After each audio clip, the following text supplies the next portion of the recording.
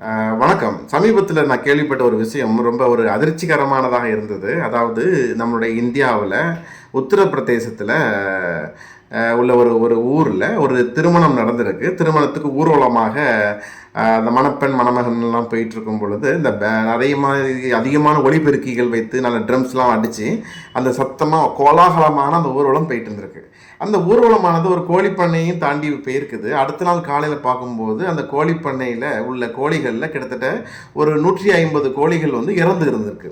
அந்த உரிமையாளருக்கு ரொம்ப அதிர்ச்சி. அந்த கோழிகளை இறந்த கோழிகளை போஸ்ட்மார்ட்டம் பண்ணி செக் பண்ணி பார்க்கும் பொழுது அத்தனை கோழிகளும் ஹார்ட் அட்டாக்னால இறந்ததாக அந்த ரிசல்ட் வந்திருக்கு. அப்போதான் ஒரு உண்மை தெரிஞ்சது.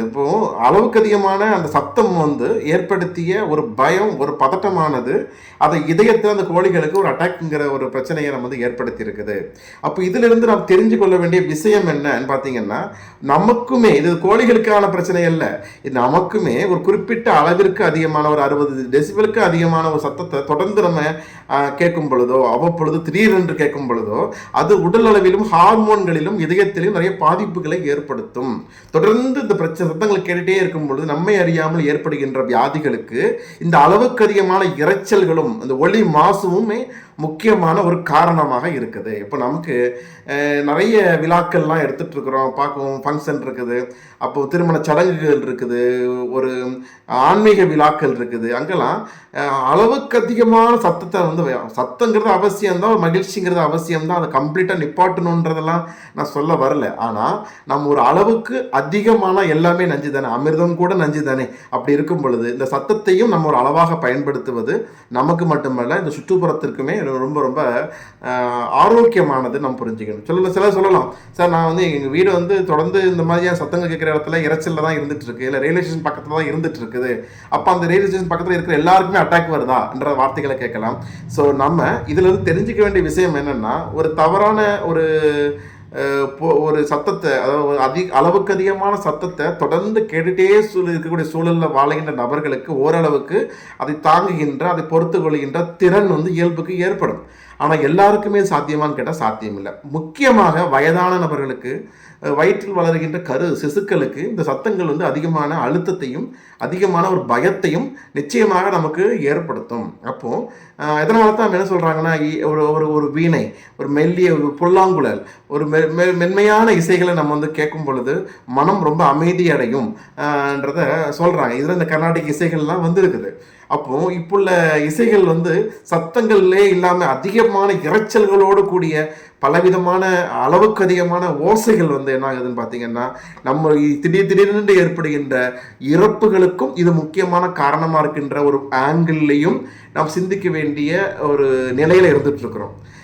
ஏன்னா நிறைய விஷயங்கள் பதிவாயிருக்கு. ஒரு ஸ்பீக்கர் பக்கத்திலே உட்காந்து கவனிச்சிட்டு இருக்கிற ஒரு சிறுவன் திடீரென்று இறந்து போனான்ற மாதிரி தகவல் இருக்குது. ஒரு திருமண சடங்குகளில் ஆடிக்கொண்டிருக்கின்ற நபர் திடீரென்று மாரடைப்பால் இறந்து போயிட்டார்ன்ற தகவல் இருக்கு.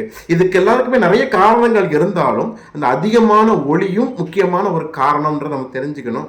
சில கோயில் விழாக்கள் எல்லாம் சொல்லுவாங்க, இதெல்லாம் நம்ம கொட்டடிக்கிறதுலாம் தப்பே இல்லை, இதனால ஆன்மீகத்தை கெடுக்கிறீங்களான்ற மாதிரியான கேள்விகள்லாம் வரலாம். இந்த கொட்டடிக்கிறது தப்பு இல்லை, ஆனால் கொட்டடிக்கிறத அதிகமான ஒரு ஒளிப்பெருக்கியை வச்சு அது சத்தத்தை அதிகப்படுத்தி காட்டுறதுல நம்ம கவனம் செலுத்தணும்னு சொல்றோம்.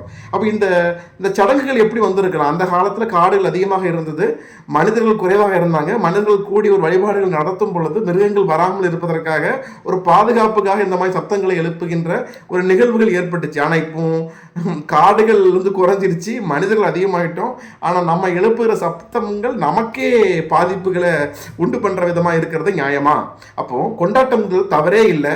ஒரு சில மணி நேரத்திற்கு நம்ம கொண்டாடுகின்ற அந்த கொண்டாட்டமானது ஒருத்தர் வாழ்க்கையே வீணடிக்கின்ற வகையில மாறும் பொழுது நாம் அந்த கொண்டாட்டத்தினுடைய அந்த அளவினை நம் சராசரியாக வைத்துக் கொள்வதில் கவனம் செலுத்துவது மிக மிக அவசியம். ஸோ ஒளி மாசுங்கிறது கண்ணுக்கு தெரியாத வைரஸை விட கொஞ்சம் மோசமான விளைவுகளை நம்மை சுற்றி ஏற்படுத்தி கொண்டிருக்கிறது. அதை நாம் மற்ற காரணங்களை கொண்டு இந்த அடிப்படையான காரணத்தை மூடி வைக்கின்ற ஒரு சூழலும் இருந்துட்டு இருக்கிறதுனால முடிந்தவரை ஒரு இயல்பான தேவையான அளவான ஒரு இசையை கேட்டு ரசிப்போம், அளவான உணவை நன்றாக மென்று சாப்பிடுவோம், ஆரோக்கியமாக வாழ்வோம். அன்புடன் டாக்டர் சுந்தர் பரமார்த்தலிங்கம், ஜெய்கபிசா ஆயுர்வேதா. நன்றி.